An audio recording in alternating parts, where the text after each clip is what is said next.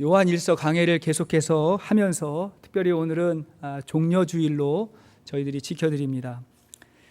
종려주일은 우리 예수님께서 십자가 지시기 위해서 예루살렘 성에 입성하신 그 날을 기념하는 그런 주일입니다. 그날에 많은 무리들이 성 입구에 나와서 예수님이 들어오실 때 호산나를 외치며 예수님을 맞이했어요. 호산나 호산나 그렇게 외쳤는데, 호산나라고 하는 말의 뜻은 우리를 구원해 달라고, 우리를 불쌍히 여겨 달라고, 그러니까 메시아를 기대하고 열광하는 그러한 소리였어요. 그 많은 사람들이 예수님을 메시아라고 그렇게 믿고 인정하고 그렇게 외쳤던 것입니다. 그런데 며칠 후에 이들이 돌변해서 예수님을 십자가에 달아 죽게 하라고 그렇게 외치는 그 외침이 바뀌어 버렸어요. 그래서 우리는 종려주일에 항상 생각해야 됩니다. 과연 우리가 주 앞에 모여서 예배하고 우리가 찬양하고 기도할 때 우리의 외침에는 어떠한 의미가 있는 것일까? 수많은 무리들처럼 단지 자기의 생각, 자기의 뜻, 자기의 이익과 욕심만을 위한 외침인가? 아니면 그보다 높은 하나님의 뜻을 인정하고 하나님의 뜻이 우리의 삶 가운데 이루어지기를 원하는 이 시대 진정한 그리스도인의 외침일까? 그것을 늘 생각해 보아야 됩니다. 여러분, 기독교는 말씀의 신앙 혹은 말씀의 종교라 그래요. 기독교는 말씀의 종교예요. 이 말이 참 중요한 의미가 있는데 두 가지의 의미가 있어요. 첫째는 하나님이 말씀으로 존재한다는 거예요. 하나님이 곧 말씀이라는 거예요. 하나님은 어떠한 형상으로도 상징으로도 만들 수가 없어요. 그러면 사람들은 그걸 하나님이라고 착각하기 때문에. 하나님은 말씀으로 존재하십니다. 하나님이 세상을 창조하실 때 말씀으로 창조하셨어요. 하나님이 빛이 있으라 하시니 그대로 되었습니다. 그런데 하나님이 그렇게 말씀하시면 그 말씀이 곧 실제가 됐어요. 그리고 하나님의 말씀과 실제 그 현실 사이에는 조금의 틈도 오차도 없었어요. 말씀하시면 그 말씀이 곧 그대로 이루어졌습니다. 그리고 그 말씀이신 하나님이 이 세상에 육신으로 오셨어요. 자, 요한복음 1장 1절을 보십시오. 자, 시작. 이 말씀이 하나님과 함께 하셨으니 이 말씀이 곧 하나님이시다. 자, 하나님의 말씀이시다. 자, 그 말씀이 이 땅에 오셨어요. 예수님이라고요. 자, 요한복음 1장 14절 시작.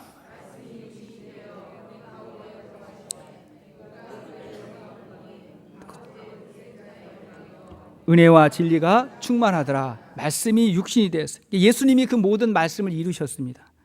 자, 두 번째 의미는 그 하나님이 지금도 우리에게 말씀으로 찾아오신다는 거예요. 말씀으로 찾아오세요. 우리가 성령의 감동으로 기록된 성경을 읽거나 들을 때에 그 말씀이 지금 나에게 오시는 살아계신 하나님으로 임하게 되는 것입니다. 말씀이 찾아오는 것이 곧 하나님이 내 안에 오시는 것이고 그 말씀을 받는 것이 곧 하나님을 만나는 것입니다. 저는 오늘도 이 예배를 통해서 선포되는 말씀, 우리가 듣는 그 말씀 가운데 하나님을 만날 수 있게 되기를 주의 이름으로 축원드립니다. 자, 그렇게 하나님의 말씀이 우리에게 임하면 그 말씀이 실제가 되는 삶이 시작이 되는 거예요. 마치 하나님의 말씀과 실제가 조금의 오차도 없었던 것처럼 우리도 말씀과 삶이 점점 일치되어가는 그런 삶이 시작되는 것입니다. 처음에는 잘 이해가 되지 않았는데 별 의미 없이 받아들였던 그런 말씀인데 그 말씀이 저와 여러분들을 새롭게 하는 거예요. 그 말씀이 살아있는 생명이 되어서 운동력 있는 말씀이 되어서 저와 여러분들을 변화시키는 거예요. 그냥 그 자리에 두지 않고 말씀이 실제가 되는 그런 삶을 하게 하는 것입니다. 그러면서 우리도 말씀과 행위가 구분이 되지 않는, 나눌 수 없는 상태가 되면 우리의 형상이 곧 예수 그리스도의 형상이 될 줄로 믿습니다. 그게 우리가 갈망하는 거예요. 자, 요한 1서에서 강조하는 것은 그 말씀이신 하나님이고 사랑이라는 거예요. 따라합시다. 하나님이 사랑이십니다. 하나님의 사랑이에요. 자, 그 사랑이신 하나님이 우리에게 임했으면 우리가 사랑하는 것이 마땅하다. 그 하나님이 말씀으로 사랑으로 임했으니 우리가 사랑하는 것이 마땅하다는 거예요. 그래서 우리는 미움이 아니라 사랑으로 살게 되고 예수님이 우리를 위해서 죽으셨던 것처럼 우리도 형제를 위해서 죽는 것이 마땅하다. 그렇게 말씀했어요. 자, 그것이 요한 1서 3장 16절 지난 시간의 말씀이었죠. 자, 요한 1서 3장 16절 시작. 그가 우리를 위하여 목숨을 버리셨으니 우리가 이로써 사랑을 알고 우리도 형제를 위하여 목숨을 버리는 것이 마땅하니라. 예수를 믿고 그 사랑을 받아들였으면 우리도 형제를 위해서, 우리 자매와 가족들, 성도들, 목원들을 위해서 헌신하고 희생하는 것이 마땅하다. 그렇게 이야기했습니다. 그런데 그렇게만 살 수 있다면 무슨 문제가 있겠어요? 그잖아요? 문제는 우리에게 그렇게 살지 못하는 연약함이 있다는 거예요. 우리의 말씀이 삶하고 같아야 되고 우리가 아는 것이 삶으로 나타나야 되는데 그렇지 못할 때가 있어요. 그게 잘 안 될 때가 있어요. 우리가 그 중간에 있는 거죠. 그럴 때 양극단적인 사람은 둘 중에 하나예요. 첫째는 원래 그런 거지 하면서 그냥 무감각하게 살아가는 거예요. 내가 말씀대로 살지 못하는 거에 대해서 전혀 고민하지 않고 그냥 무감각하게 살아가는 거예요. 또 하나는 반대죠. 절망하는 거예요. 나는 안 돼. 난 못해. 나는 그리스도인이 아닌가 봐 하고 그냥 무너져 내리는 거예요. 근데 그 두 가지가 바르지 않은 것입니다. 자, 그럴 때 우리가 어떻게 해야 될까? 그런 우리에게 필요한 믿음이 어떠한 믿음일까요? 자, 첫째로 우리의 마음을 굳게 해야 됩니다. 자, 따라합시다. 마음을 굳게 합시다. 마음을 굳게 해야 돼요. 자, 19절을 보십시오. 19절 시작. 이로써 우리가 진리에 속한 줄을 알고 또 우리 마음을 주 앞에서 굳세게 하리니. 여기 보니까 이로써 이렇게 시작이 돼요. 이로써라고 하는 말은 그 앞에 있는 말을 받고 시작이 되는 거예요. 그럼 그 앞에 있는 지난 주간의 말씀 중에 18절 한 절만 읽어보시겠습니다. 자, 18절 시작. 자녀들아 우리가 말과 혀로만 사랑하지 말고 행함과 진실함으로 하자. 아멘. 말과 혀로만 사랑한다고 말하지 말고 행함으로, 진실함으로 하자. 우리가 그렇게 살아야 되는데 혹 그렇게 살지 못할지라도 저와 여러분들이 그렇게 살아야 된다, 그렇게 사는 것이 마땅하다라고 하는 그러한 마음이 있다면 우리가 진리에 속한 줄로 알고 마음을 굳세게 하라는 거예요. 자, 따라합시다. 그런 줄 알고. 우리가 어디에 속했다고요? 진리에 속한 줄로 알고 예수 안에 있는 줄로 알고 우리의 마음을 굳게 해라. 지금 그 단계에 있다는 거예요. 왜냐하면 20절 말씀도 보시겠습니다. 20절 시작. 이는 우리 마음이 혹 우리를 책망할 일이 있어도 하나님은 우리 마음보다 크시고 모든 것을 아시기 때문이라. 자, 우리를 책망할 일이 있어도 라고 하는 말은 우리의 양심의 가책을 받아도 그런 거예요. 내 양심의 가책을 받아도 그렇게 되고자 하는 마음은 늘 있지만 그렇게 살지 못하는, 그게 잘 안 되는 것 때문에 늘 양심의 가책을 받는다는 거예요. 그게 불편해요. 어려워요. 여러분, 많은 분들이 이 단계에 있지 않습니까? 믿음은 있어요. 그렇게 살아야 된다는 것도 알아요. 근데 그게 잘 안 돼서 양심의 가책을 받고 있어요. 그러나 이때에 포기하지 말고 낙심하지 말고 그럴 때일수록 어떻게? 더욱 믿음을 굳세게 하라는 거예요. 더 굳세게 해야 돼요.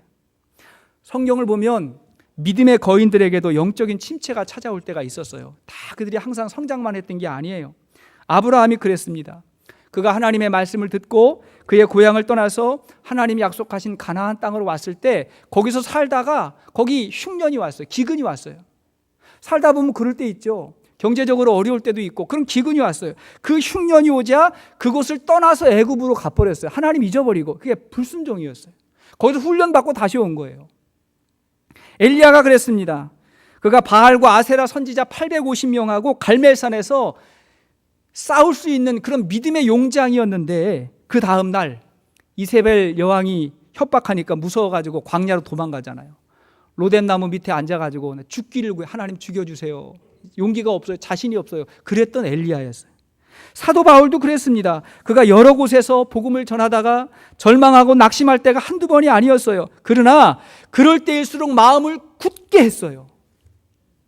믿음을 견고히 하고 영적인 근육을 더 강화시켜가지고 믿음이 정금같이 변화되는 그러한 상황으로 나아갔던 것입니다. 할렐루야. 믿음이 성장하는 과정인 거예요. 우리 모두가 마찬가지예요.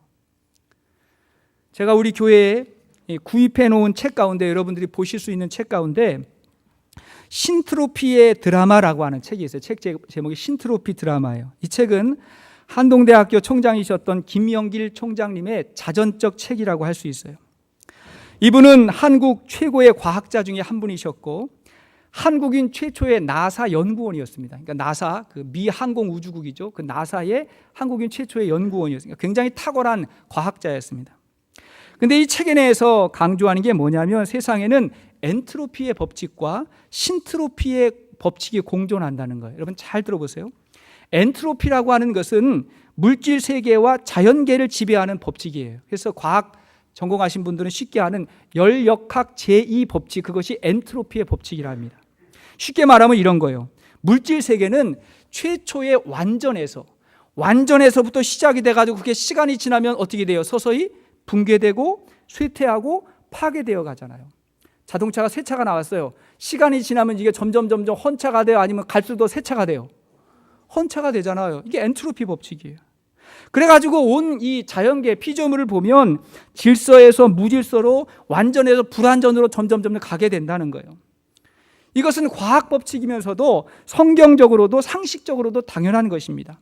자, 하나님이 세상을 창조하실 때 말씀으로 우리가 살 수 있는 완벽한 세상을 창조하셨는데 그 세상에 뭐가 들어왔어요? 죄가 들어왔잖아요. 어둠이 찾아왔어요. 그때부터 파괴가 시작된 거예요. 모든 것이 파괴되고 오염되고 부패하면서 점점 무질서와 타락으로 가고 있다는 거예요. 그런데 반면에 살아있는 생명체에는 엔트로피가 아니라 신트로피의 법칙이 적용이 된다는 거예요.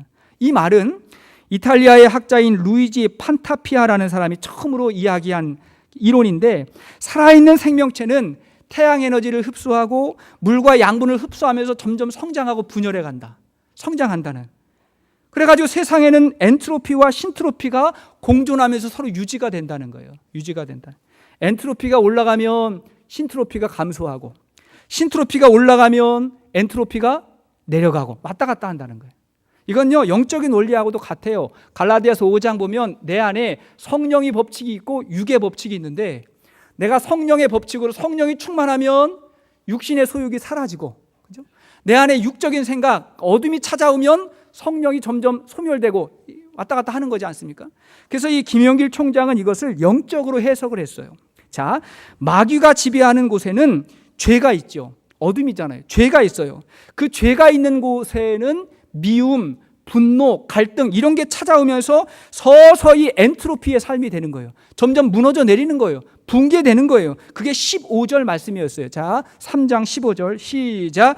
그 형제를 미워하는 자마다 살인하는 자니 살인하는 자마다 영생이 그 속에 거하지 아니하는 것을 너희가 아는 바라. 미워하는 자마다 살인하는 거야. 사망으로 간다는 거예요. 이게 뭐예요? 점점 무너져 내리는 그러한 삶이 된다는 거예요. 반면에 하나님이 지배하는 곳에는 믿음이 있어요. 사랑이 있어요. 행복이 있어요. 근데 그게 점점 성장해 간다는 거예요. 14절을 보십시오. 14절 시작.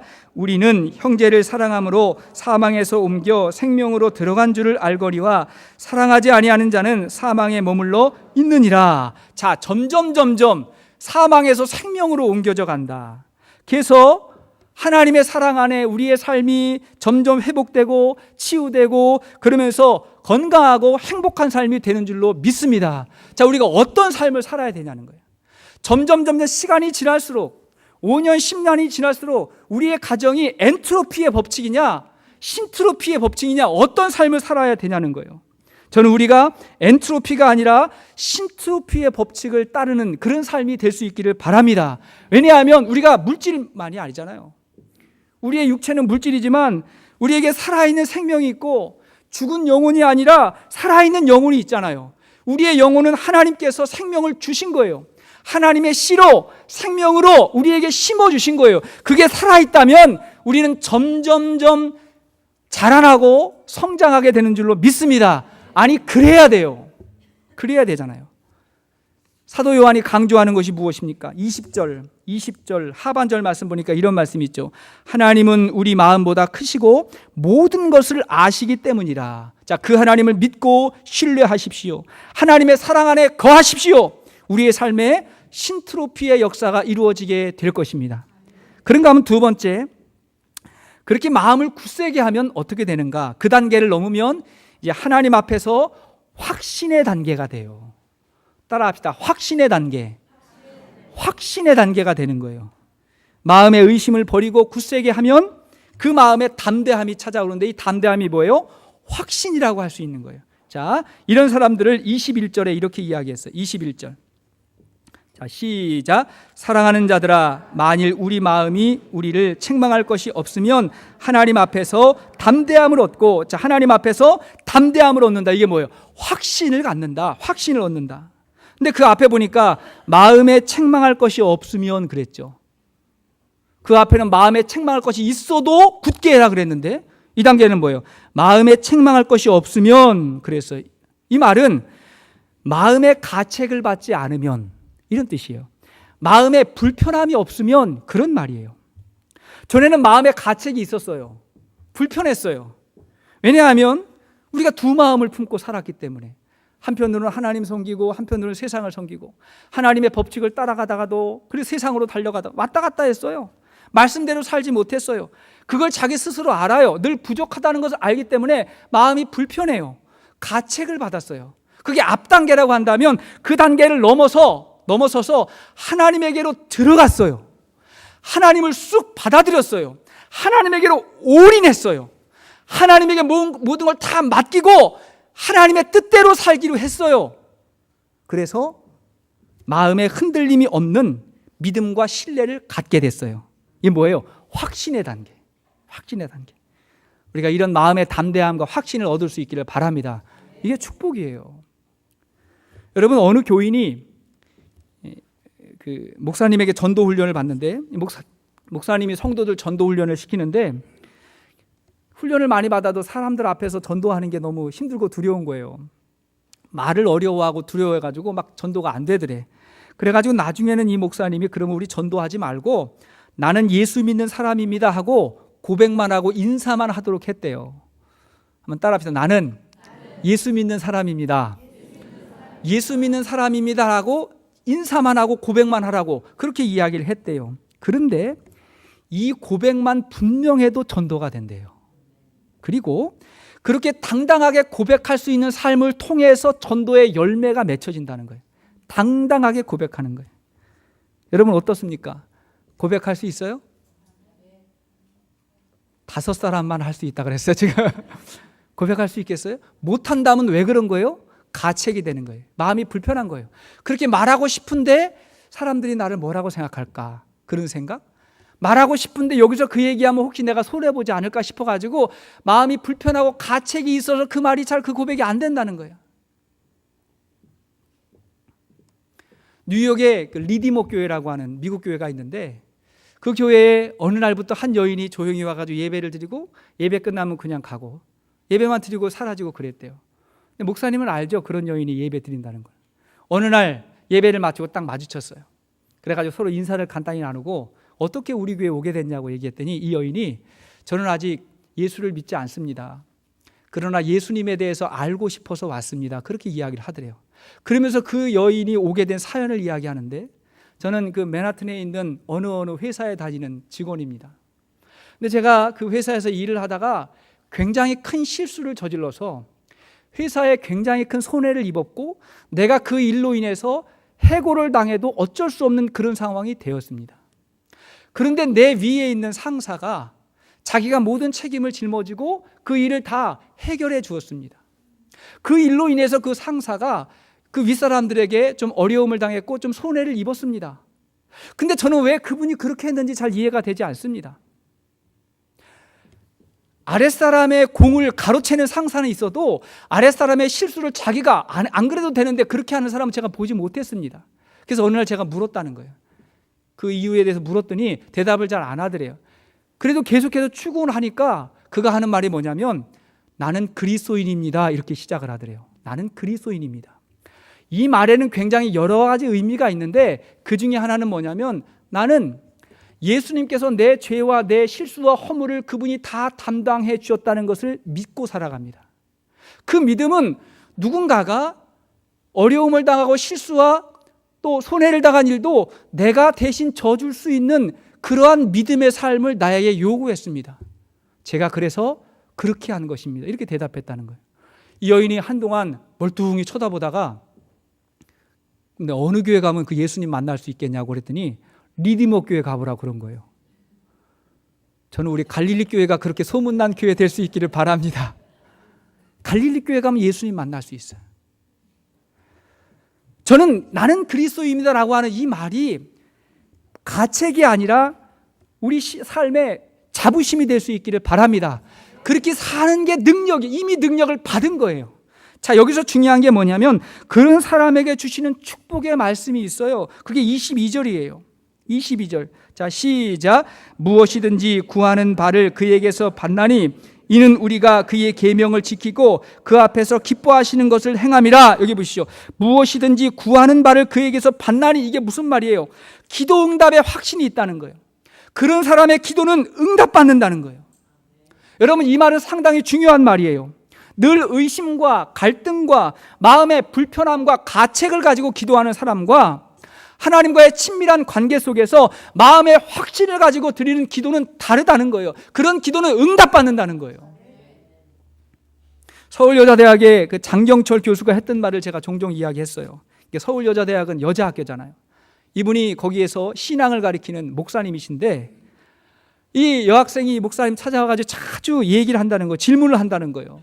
목사님, 교수님, 미팅에서 멋진 남자를 만나려면 어떻게 해야 됩니까? 어떻게 하면 만날 수 있습니까? 이렇게 묻는다는 거예요. 그럼 곧바로 하는 말이 뭐냐면 그거는 재수가 좋아야 된다. 운이 좋아야 된다. 그렇게 얘기를 하는데 그 다음에 곧바로 이어서 하는 말이 뭐냐면 멋진 남자를 만나는 것은 그건 운이지만 그 남자를 너에게 머무르게 하는 건 그건 실력이다. 운 좋아가지고 만났는데 그가 너 싫다 그러면 간다. 너는 운도 좋아야 되고 실력도 있어야 된다. 이렇게 이야기한 거예요. 실력도 있어야 된다. 여기서 운이라고 하는 것은 우리식으로 말하면 은혜예요. 은혜. 은혜가 뭐예요? 그냥 주어진 거예요. 조건 없이 주어진 거예요. 그런 기회가 왔어요. 예수님이 내 인생 가운데 찾아왔어요. 은혜를 주시는데 그 은혜가 그냥 흘러가는 사람이 있고 그 은혜를 나에게 머물어서 그것을 능력으로 활용하는 사람이 있다는 거예요. 그게 뭐예요? 그 영성이라 하는 거예요.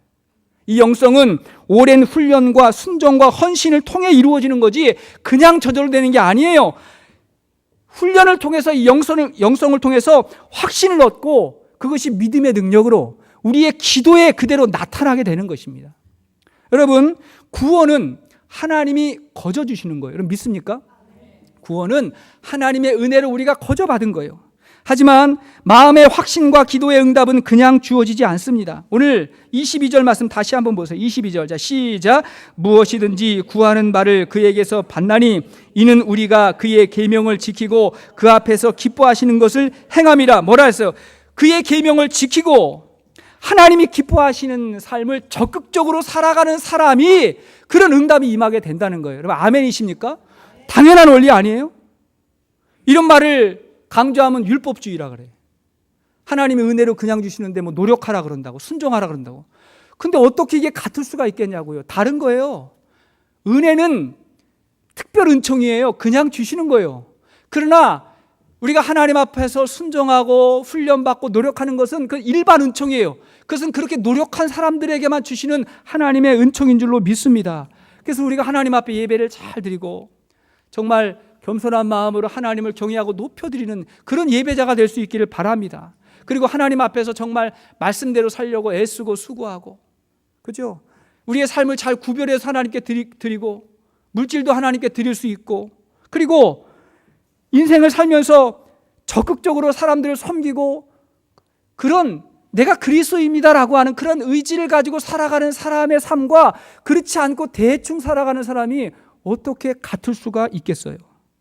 억지로가 아니라 정말 기쁨으로 하는 사람은 그렇지 않은 사람보다 더 복되게 사는 것이 당연한 것입니다. 이것이 확신의 단계예요. 따라합시다. 확신의 단계. 확신의 단계가 되면 계산하지 않아요. 이것저것 생각하지 않아요. 하나님 자체를 신뢰하고 살아가는 것입니다. 자, 세 번째. 그러면 이렇게 살 수 있는 힘이 어디서 나올까요? 자, 이 힘이 어디서 나옵니까? 예수님을 인격적으로 만나는 거예요. 주님을 인격적으로 만나야 되는 거예요. 저절로 되는 게 아니에요. 자, 23절 보십시오. 23절 시작. 그의 계명은 이것이니 곧 그 아들 예수 그리스도의 이름을 믿고 그가 우리에게 주신 계명대로 서로 사랑할 것이라. 그의 계명은 이것인데 그 계명은 예수를 믿고 사랑하는 거다. 예수를 믿어야 계명을 지킬 수가 있는 것입니다. 계명이 뭐예요? 사랑이에요. 하나님을 사랑하는 것과 이웃을 사랑하는 거예요. 예수님께서 계명을 완성했다, 완수했다 그런 말이 있는데 그게 무슨 말이냐면 구약의 모든 예언이 예수님으로 인해서 성취됐다 그런 말이 있는 반면에 하나는 이런 거예요. 예수님을 온전히 믿고 사랑함으로 계명을 성취할 수 있는 능력이 생겼다는 거예요. 사랑하면 돼요, 안 돼요? 된다는 거예요. 율법은 해라, 하지 말아라. 하면 복되고 하지 않으면 징계가 있다. 자꾸 그걸 따졌는데 예수님이 이 땅에 오심으로 말미암아 내가 나를 사랑하면 계명을 지킬 수 있다. 뭐만 이야기한 거예요? 사랑하는 거, 사랑하는 거. 그 관계가 됐느냐 안 됐느냐 그걸 따지는 거예요. 예수님께서 부활 이후에 베드로에게 찾아오셔가지고 뭐만 물으셨어요? 네가 나를 사랑하느냐? 이 베드로가 앞으로 교회의 큰 지도자가 될 것이고 초대교회의 탑 리더가 될 건데 그 베드로를 앉혀놓고 예수님이 리더십 트레이닝하고 설교하는 거 가르쳐주고 전도하는 거 가르쳐주고 이런 훈련한 게 아니에요. 뭐만 물었어요? 네가 나를 사랑하느냐? 그 사랑만 있으면 그 사랑의 마음을 가지고 스스로 성장하고 노력하게 되는 줄로 믿습니다. 그러면 완성된다는 거예요. 진짜 사랑하면. 여러분 하나님 사랑하십니까? 그러면 하나님 앞에 담대함을 얻게 되는 거예요. 제가 지금도 참 그 생각하면 참 재밌고 웃긴데 옛날에 그런 일이 있었어요.